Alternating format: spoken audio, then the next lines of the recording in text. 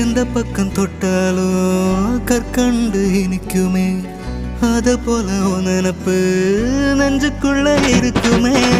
என்ன நீ சொன்னாலும் கேட்கணும்னு தோணுமே, என்ன சொல்ல இந்த பந்தம் ஆயுசுக்கு வேணுமே. நெஞ்சில நெஞ்சில உள்ளதெல்லாம் கண்ணுல கண்ணுல நான் படிப்பேன். என்னிடம் வந்து நீ கேட்கும் முன்னே அத கையில நான் கொடுப்பேன்.